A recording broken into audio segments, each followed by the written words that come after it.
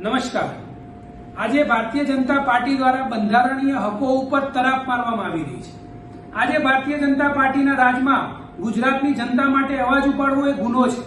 ગુજરાતની જનતા ઉપર થતા અત્યાચાર અને અન્યાય સામે અવાજ ઉપાડવો એ ગુનો છે। જેવી રીતે આમ આદમી પાર્ટીના લડાયક નેતા ચૈતરભાઈ વસાવાએ સમગ્ર આદિવાસી સમાજની સાથે સાથે સમગ્ર ગુજરાતના યુવાનોના પ્રશ્નો ઉપાડ્યા, આંદોલનો કર્યા, ત્યારે એ ભારતીય જનતા પાર્ટીને આંખની અંદર ખૂંચી રહ્યા છે। ત્યારે ભારતીય જનતા પાર્ટીને દ્વારા ચૈતરભાઈ વસાવાને બે ઓપ્શન આપવામાં આવ્યા। એક, તમે ભારતીય જનતા પાર્ટીમાં આવી જાઓ, નહીં તો બે, તમે જેલમાં જાઓ। ત્યારે ચૈતરભાઈ વસાવાએ સમગ્ર ગુજરાતની સાથે સાથે સમગ્ર આદિવાસી જનતાનો અવાજ સાંભળ્યો કે આજે કેવી રીતે આદિવાસી સમાજ સાથે અત્યાચાર થઈ રહ્યા છે, કેવી રીતે સમાજના યુવાનો સાથે અત્યાચાર થઈ રહ્યા છે, કેવી રીતે ગુજરાતની જનતા સાથે અત્યાચાર થઈ રહ્યા છે। ત્યારે આજે ચૈતરભાઈ વસાવા એક લડાયક નેતા તરીકે સમગ્ર ગુજરાતની જનતાનો અવાજ ઉપાડ્યો।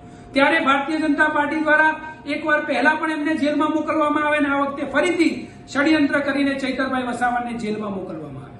ત્યારે હું ભારતીય જનતા પાર્ટીને કહેવા માંગુ છું કે આમ આદમી પાર્ટીના નેતાઓ ભારતીય જનતા પાર્ટીના નેતાઓની જેમ પિંજરામાં બંધ પોપટ નથી કે જેવી રીતે ભારતીય જનતા પાર્ટી દ્વારા કહેવામાં આવે એટલું જ બોલે ને એટલું જ કરે।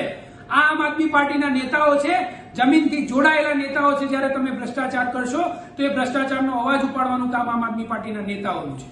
આજે તમારા નેતાઓ કરોડોના ભ્રષ્ટાચાર કરે અને આમ આદમી પાર્ટીના નેતાઓ અવાજ પણ ના ઉપાડી શકે, અવાજ ઉપાડે તો જેલમાં જવું પડે।